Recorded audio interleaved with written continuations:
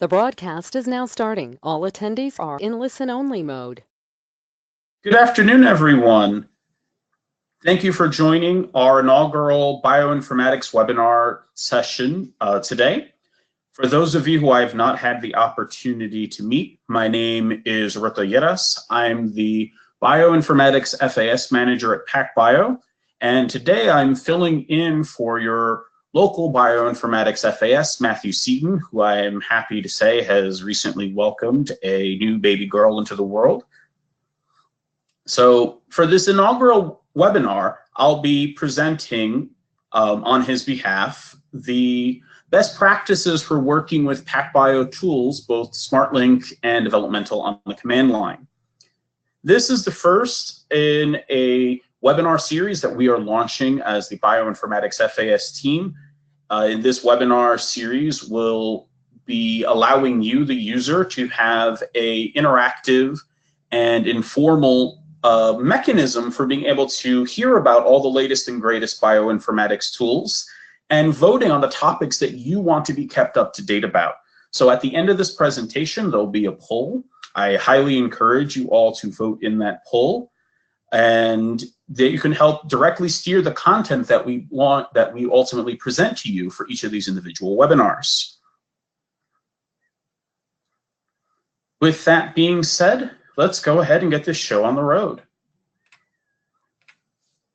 So just as a overview, I'll be introducing the topic for today and giving you a couple-minute introduction, laying the groundwork for some of the basics and information that you need to know. And then we'll do a command line walkthrough, demonstrating how to set up a command line environment and go reviewing some of the tips and tricks that I outlined and are provided in the handout that is currently being provided as part of this webinar. Then we'll talk through and take a look at some data analysis examples on being able to utilize some of these developmental tools with some freshly off the instrument Sequel II data sets that we've provided you a link to. And then we'll review the poll for the next set of webinars. We'll also have, at the end, a Q&A session. So I highly encourage you all, if questions arise as we proceed, please go ahead and type those into your, and submit those as questions, and I'll be happy to address as many of those as possible at the end of the session. Thank you very much. So, as you all know, the progress of long-read sequencing has greatly accelerated since the initial conception of the original Smart Analysis user interface and the original HCAP workflow back in 2012. As we as a company has grown and long-read sequencing has been more broadly adopted in the scientific community, so too has the rate and the pace of algorithmic development. To keep things in perspective, in 2013, you could assemble one microbe in about 24 hours of total wall time with a computational cluster that was about 384 cores large. Today, with that same cluster, using the latest HCAP4 algorithm, you can now assemble a human genome or a similar genome of such size and coverage equivalency. So you can see how quickly the overall algorithmic developments have occurred, not just for HCAP, but for a variety of other informatics pipelines that we have developed within PacBio and provided to you, the user community. We also recognize that there are a huge variety of new techniques, way more than we could possibly hope to keep up with, and we just simply chose to highlight a few of the latest and greatest here, such as Trio Canoe, Watchtower Assembler for long-read assembly, Sniffles for structural variation, as well as some of the fundamental underlying tools that power some of these pipelines, such as Minimap2 and CCS.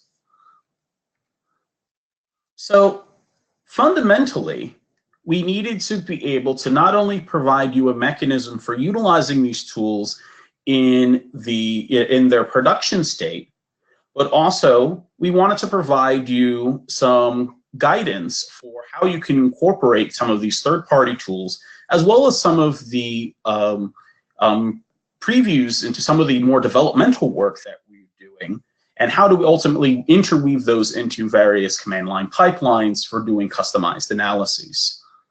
So for those of you who aren't familiar, SmartLink is our overall software package that we provide to both users with instrumentation, as well as users that are just simply looking to analyze PacBio data. And when we talk about SmartLink, we're referring to the web-based end-to-end workflow manager for data that is generated by the SQL system. It includes various software applications that allow you to monitor and design runs on the instrumentation, as well as multiple modules for managing and analyzing the sequence data that comes off that machine. I've highlighted here for you some of the general background information for its operating systems and job management systems that are supported, as well as some general guidance on how the system should be configured. As always, we highly recommend, if you have specific questions on installing and setting up SmartLink, to please refer to the SmartLink installation guide, or please reach out to myself or one of the other Bioinformatics FAS or our technical support team as well if you have specific questions for your individual HPC. This is just simply an overview diagram just demonstrating how these things are set up. And fundamentally, SmartLink provides a general architecture for taking and managing users and working through very specific workflows to provide very specific analyses for those particular individual analyses. And that works reasonably well on generic and rudimentary applications, but given the fact that algorithmic development moves so quickly, we wanted to be able to demonstrate and show you how you can be more versatile in working with the fundamental tools that power SmartLink as well. So you'll often hear us refer to what we call smart tools. And what smart tools are the fundamental series of command line binaries that are included with SmartLink that can be either executed as part of a SmartLink workflow or can be independently strung together with a set of manual scripts to be able to actually run. So here I've just simply delineated for you when we're referring to SmartLink versus Smart Tools, the differences and what those terminology are referring to. So SmartLink is really it's a series of 4 packages: SmartNub, SmartLink Analysis Services GUI, Smart Tools, and SmartView, which ultimately provide you the full system for being able to run the GUI as well as operate the instrumentation and receive automatic updates whenever necessary, and providing metrics. It also has a series of tools that allow for job management system auto detection, and thus can be easily configured by your IT representative.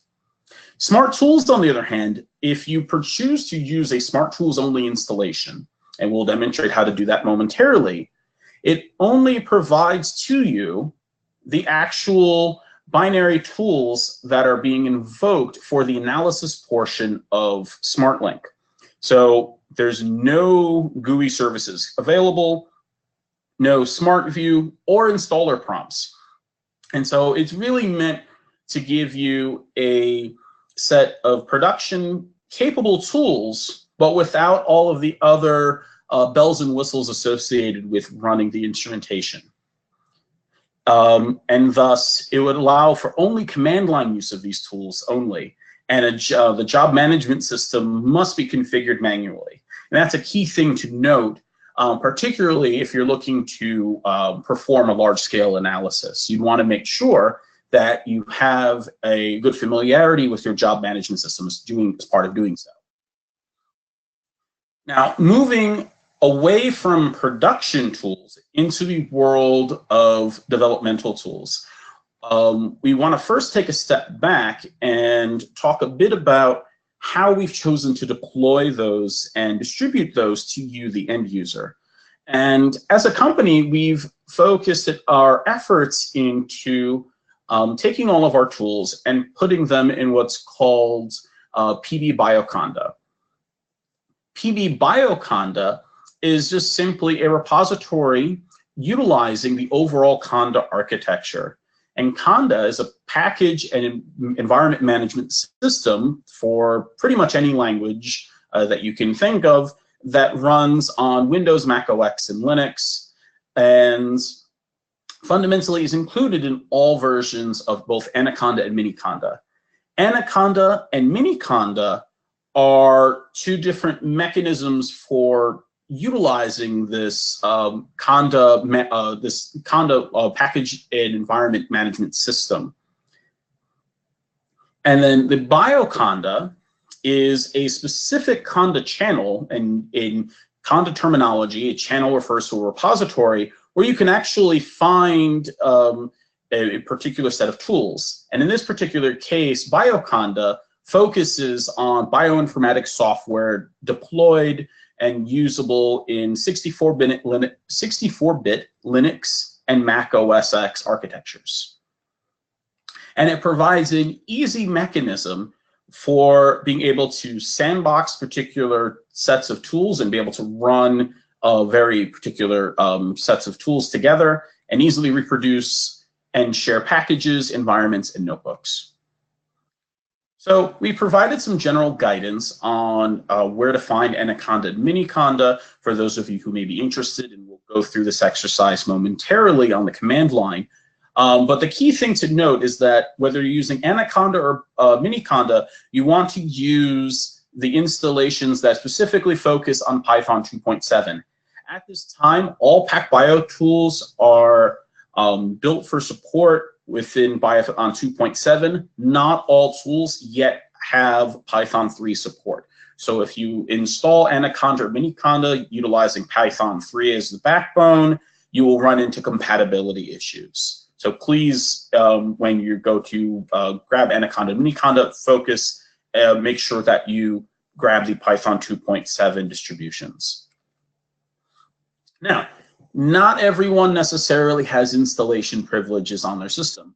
One of the beautiful things about working with BioConda, with Anaconda and MiniConda, is that if you don't have permissions to write or execute from your home directory, and Conda's installed or Conda's installed globally and you can't modify it, you can use a simple workaround by creating a working environment within your workable directory, which allows you to place the files, packages, and other dependencies without disrupting other environments or requiring installation or super user access. So this really allows for a flexible mechanism for anyone who may be interested in utilizing these particular workflows without necessarily having to bug their IT department to get something installed. So what PacBio has done with BioConda is take all of the tools that we are both currently distribute as well as tools that we're working on and make them available in a particular BioConda channel called BioConda. Some of the benefits of getting tools through BioConda is that it makes it very easy to isolate and deploy specific tools, as well as to set up a custom environment for doing custom analyses in combination with combining PacBio tools with third-party analysis tools. It also enables you to obtain the latest and greatest version of these tools immediately. However, there's an important caveat to that. As this is our developmental repository, oftentimes these tools will be in a pre-release state, They won't be necessarily be in sync with the production SmartLink distribution release versions of those tools, as well as they're not covered by any warranty or service level agreements. This means that bug fixes and the release of those tools and updates of those tools is entirely dependent on our developers.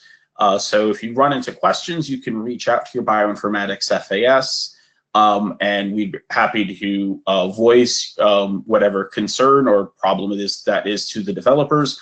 But ultimately, those bug fixes and such, the pace at which those get addressed is ultimately dependent on the current workload of that particular developer. So just to summarize and to put this all in perspective for you as the user, what we've done is we've taken out the various mechanisms for interacting with our software and broken them down. So pretty much all users are familiar at some level with the SmartLink graphical user interface. PB SmartPipe is the implementation of the job management system that ultimately guides and builds the pipelines that you choose in the GUI for analysis. And then PB Service is ultimately the tool that actually populates that information into the databases and allows for them to be visible within the graphical user interface. Those two tools, PB SmartPipe and PB Service, are driven by the Smart Tools.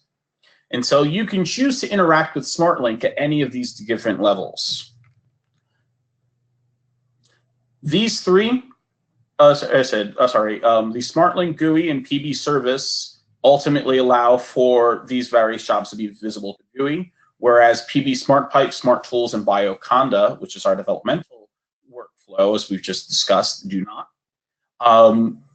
The SmartLink distributions of these tools are parallelized through the GUI, SmartPipe, and PB Service, but these are very specific parallelizations to the overall architecture and how SmartLink is set up. Soon to be coming with SmartLink in version 7.0 is the ability to specify custom job configs within the graphical user interface and thus in PB Service. And so on the command line, obviously, you can supply custom job configs specific to the individual tasks. And then with the next release of SmartLink, that will be actually deployed as part of the job config, as part of that release. The graphical tools and in SmartLink, so the GUI, PB SmartPipe, and PB Service, provide summary reports. These are the reports that you see that can be converted into PDF format and ultimately provided to end users. Our command line tools and developmental tools produce much more the slimline and streamlined reports, but they're not typically graphical in nature. And so ultimately, if you're looking for more detailed information about how a job particularly proceeded, you might want to utilize one of these other mechanisms for generating that particular analysis. Only Smart Tools and BioConda, as determined by the particular tool, can take FASTA reads as input. However, all tools, no matter what you're utilizing, take subreads, BAM, and XML as input, because that is the fundamental mechanism for providing raw reads to all of our tools. And also coming with SmartLink version 7 is the ability to utilize CCS reads or high-five reads directly as input into specific pipelines that are engineered with CCS support in mind. And this can already be accomplished currently via Smart Tools and BioConda. So this is a chart just simply showing the equivalency between PB SmartPipe and SmartPipe tools that you may see in the GUI and the BioConda equivalent. Two particular things to note here. Currently, base modification detection and motif analysis does not have a BioConda input equivalent, nor does ISOSEQ 1. Last but not least, one of the beautiful things about working with BioConda is that we're not the only group submitting tools to BioConda. So there are a number of really useful third-party tools that are already deployed in BioConda. And so you can configure your environment to not only have your PacBio tools for generating CCS and doing alignments, but also, for example, to run variant analysis with either GATK or deep variant. So these are the BioConda links for those various a few select BioConda tools, as well as their GitHub equivalents. So now at this point, I'm going to take you on a command line walkthrough. And so for this exercise, we have generated for you a handout that summarizes some of the important points that we've discussed here so far, as well as the exercises we're about to do. So let me migrate in here, my command line environment, and then for sake of the demonstration, I'm actually going to put these two side by side so that way you can see both the exercise as well as what I'm referring to in the documentation.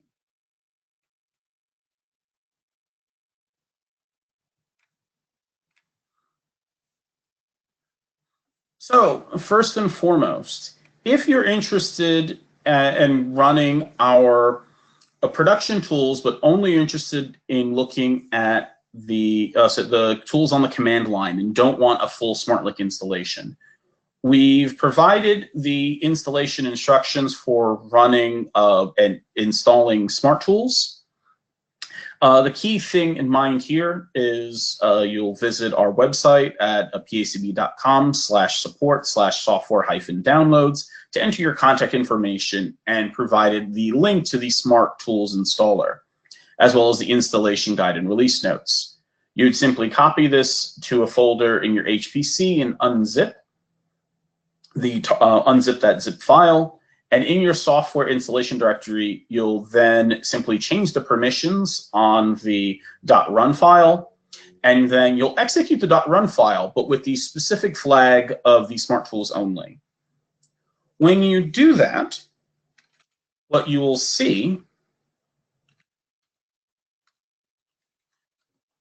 is this particular folder architecture setup. However, the only set of tools that will be available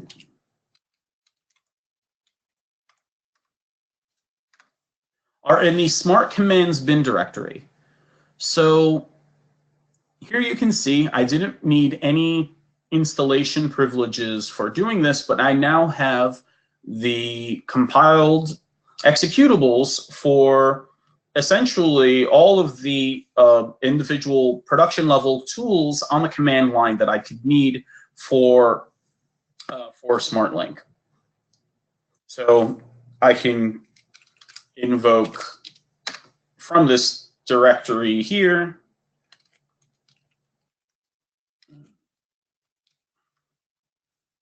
any of these individual tools. I can always go back and just simply point my executable back into this directory, and I can execute and take a look at any one of these individual tools.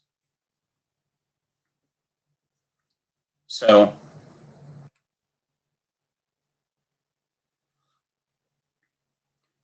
now moving into some of the more developmental work, we're now going to go ahead and show you how to install PB BioConda on your system. So first, I'm going to take a step back into my home directory. And if I didn't already have Conda installed, I could use either of these individual mechanisms for installing it. This will take about 10 minutes if we were to run this live, but for sake of the exercise, what I'm actually going to do is load Anaconda into my environment already. So we've provided the instructions for being able to go ahead and do that on your own in your given command line environment. From that, I can then simply go ahead and create a Conda environment. Now, a couple key things to note here while this is installing, and this will take, oh, my apologies, 1 second here.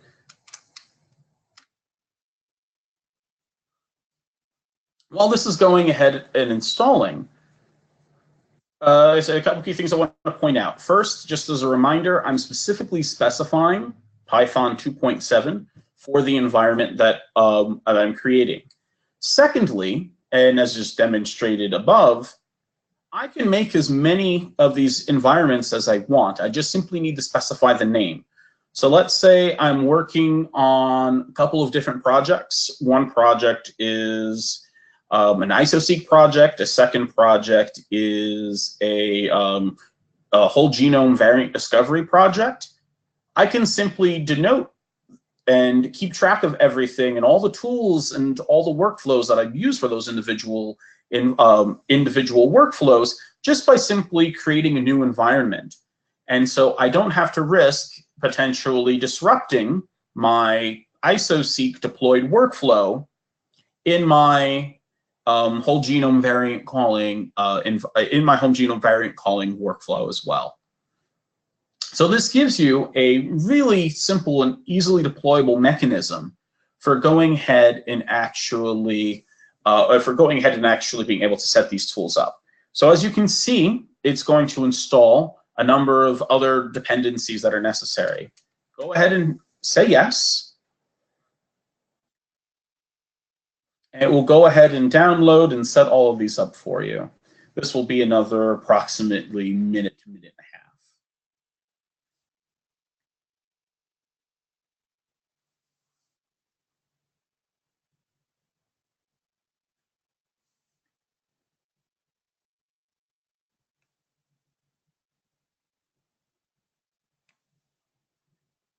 Once this environment is done being created, I can then simply make sure that I have all of the necessary dependencies, and in this case, as the dependencies are all what we call the configuration channels. And so we want to make sure that we have everything all set up. And if you ever have any doubt as to what particular configuration channels are set up for your system, you can always utilize the show sources command, which will allow you to actually look to see for your particular environment what the ultimately what the actual configuration channels are that are set up.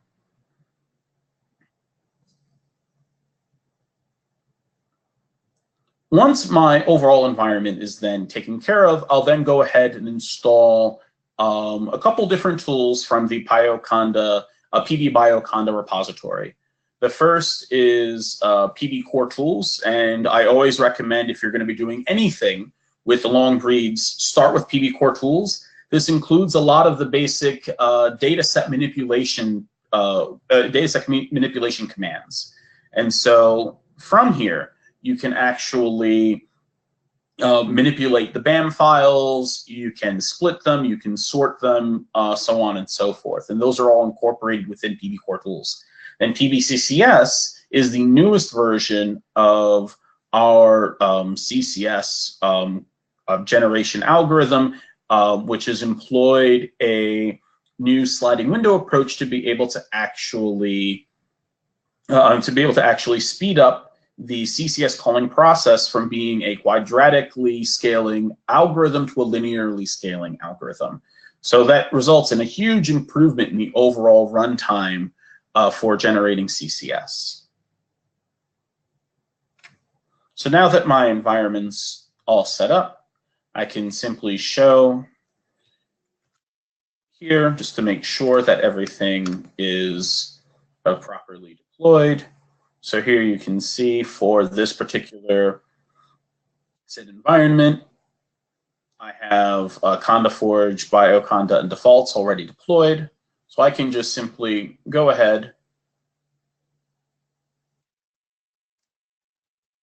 I can copy this text. I'm just going to specify that this is my env1, and I can go ahead and install PB Core Tools into my environment. This will take another minute or so, and then I'll go ahead and install PBCCS, and we'll be all set to go. Once my in particular environments all set up, I activate it by simply using the source activate my environment command.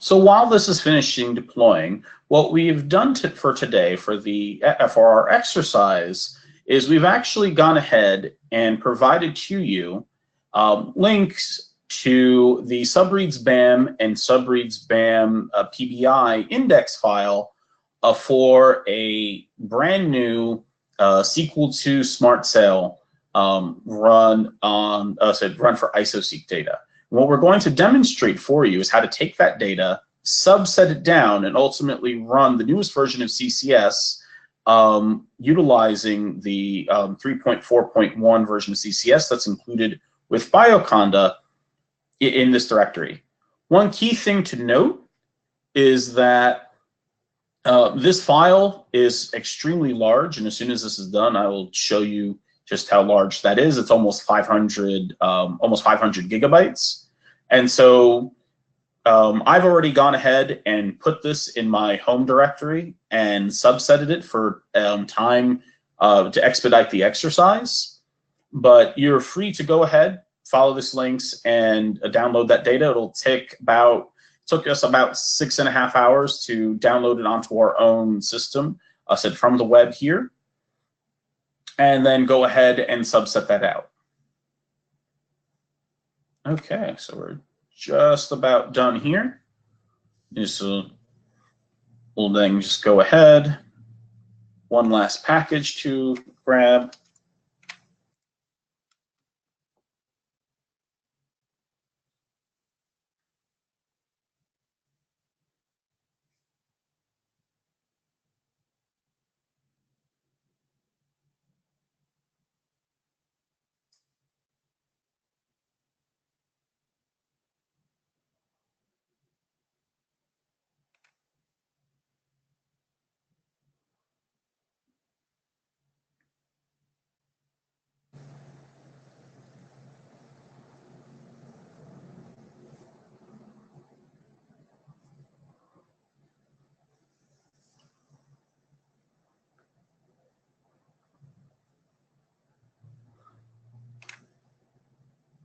Perfect. So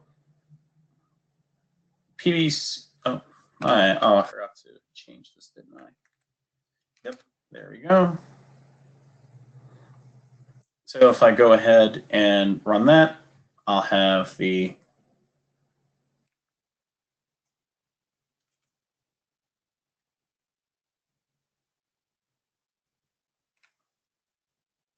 CCS environment.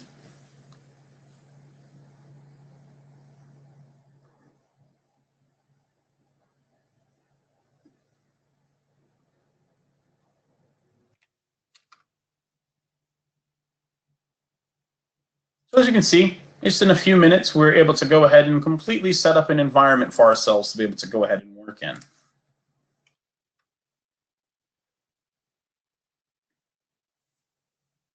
You'll know your environment is active when you see the parentheses and then the name of your environment preceding the overall input level, as I said, when you're working in the command line for reference. So I'm going to clear and bring this back up to the top here so it's easier to follow.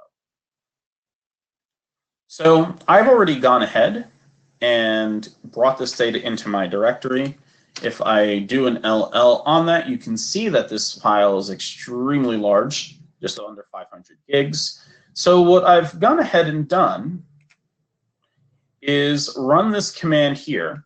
And BAMC is a really useful tool if you're interested in being able to do random subsetting of your data. And it's included as part of the, I said, part of the PB Core Tools package, which is one of the reasons why we emphasize whenever you're going to work to make sure you do include PB Core Tools as part of your environment.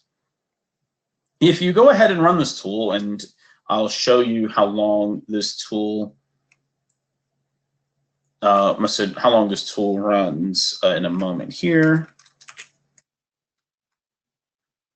You can see that running this tool took approximately a little over an hour to being able to run this tool. And so when I did that, I was able to generate a 2% file of the total SQL2 data set.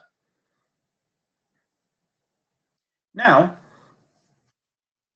if I want to run CCS and we want to demonstrate, you want to really see the difference and make sure you're running the newest version of CCS, I can always check that with this command here. And so this, if you see this, you know that you're running the latest version of CCS, which is 3.4.1. However, if I refer to the version of CCS that's included with Smart Commands bin,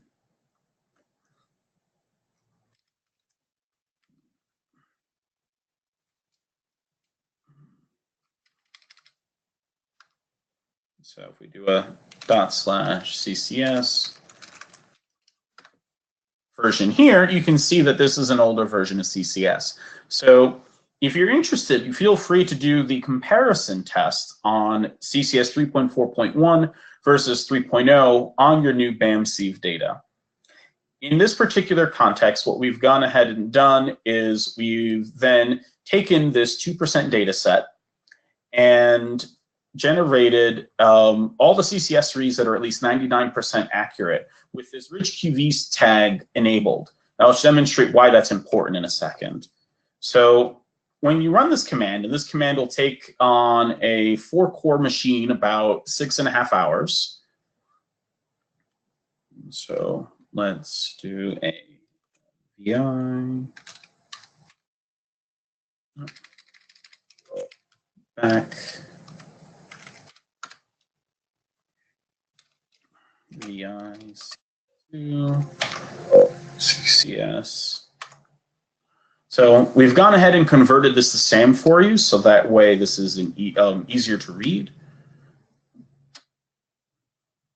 But if we take a look at the output from this analysis, and this will load up in 1 second here, you can see that we retain information about not only how the data was generated, but as well as the individual parameter settings for the CCS algorithm that were run to generate this particular BAM file. And as you can see, as we go through, not only do we have in the BAM file the actual sequence information, we also have the read quality information, as well as a number of other really useful tags that you may not necessarily be familiar with. So the reachQV tag enables, reachQV's flag enables several new tags to be added to the BAM file. One of the most interesting and of note is the NP tag. So what this is telling you is that the number of passes for this molecule to generate this this individual CCS was 34. So there are 34 passes. And then for the read quality, this CCS is oriented in the forward orientation with an overall base quality of 99.92% accurate. So you can quickly look and see that and use the CCS algorithm to take a look at these extremely long reads that we've been generating off of the Sequel 2, which is our newest soon to be released instrument from PacBio. So you guys are getting a bit of a sneak preview into what the data is being generated off that instrument. And feel free to go ahead and work with that file and run the full ISO-seq pipeline on that data if you so desire. So the last thing I wanted to leave you with before we move to the poll and question and answer is a bit of a homework assignment. So as you can see here, we subsetted the initial Sequel 2 file with 2% of the data.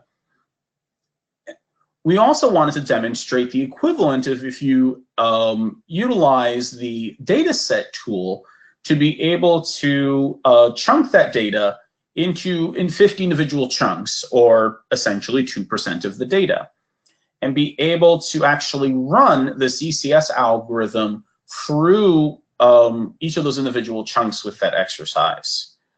So if I quit out of here, I've gone ahead and done that, and what you will expect to see at the end when you're done with this exercise, and we've actually gone ahead and actually generated the CCS for one of those individual chunks, but you can actually see all the individual subread set.xmls that can actually, utilizing this dataset split command, that are all set to go, and then you can actually run CCS on any one of those individual chunks, and you can actually take a look at the CCS report. And this is an example of some of the simplified reports that are available in the command line. So here you can see we have some useful information, how many CCS in that chunk were successful in generating CCS, how many did not succeed, and some basic information as to why they didn't succeed.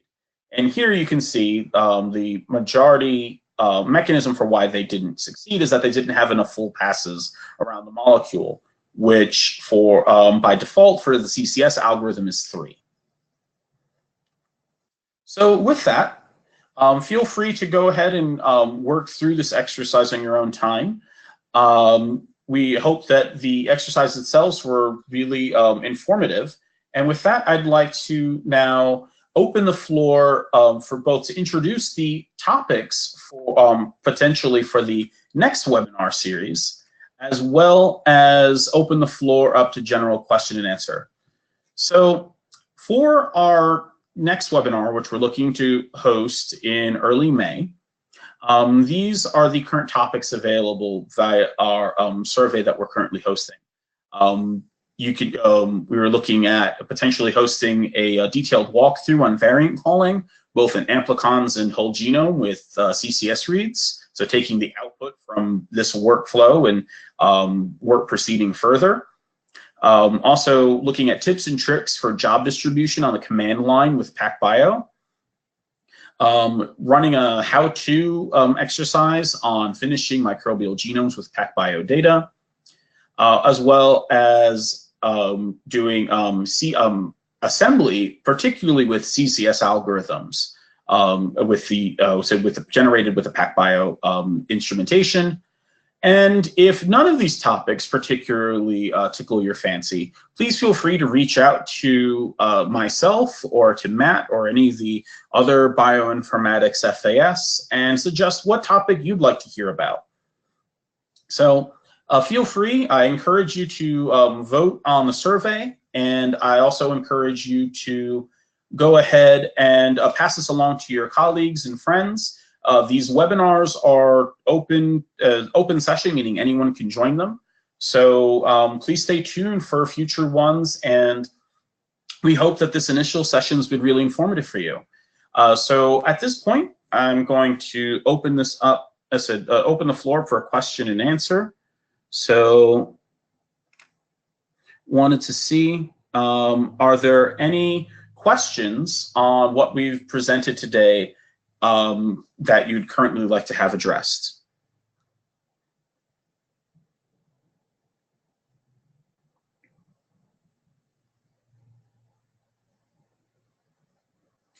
So, initial question received is, how long does it take to analyze a full smart cell with the new CCS algorithm?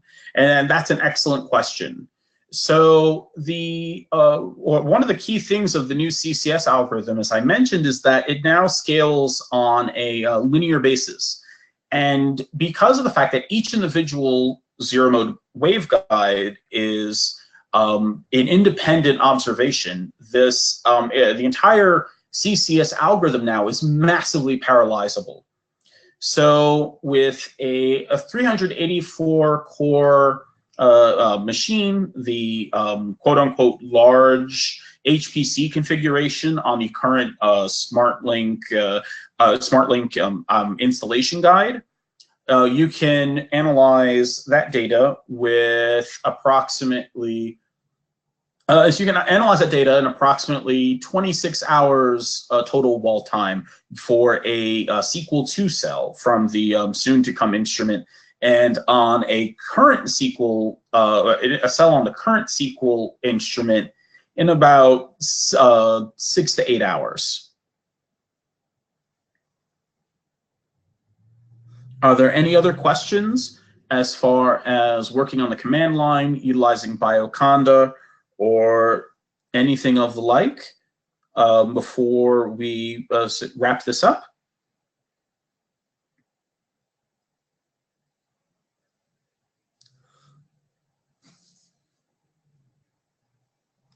We'll see, we have one more. Oh, no more other. Okay, so if there aren't any other questions, I thank you all again once again for attending. Please feel free to fill out the survey of looking at the next topics for the webinar. Also, please feel free to provide us feedback. We're literally looking to provide you a new mechanism and a useful mechanism for being able to learn about the latest and greatest tools and workflows that you're interested in hearing about. So at the end of this webinar, there will be a brief survey. Please feel free to fill that out and provide us feedback on if you're interested in this format or other things you may want to hear about. Thank you so much for attending. And with that, I hope you all have a very pleasant afternoon.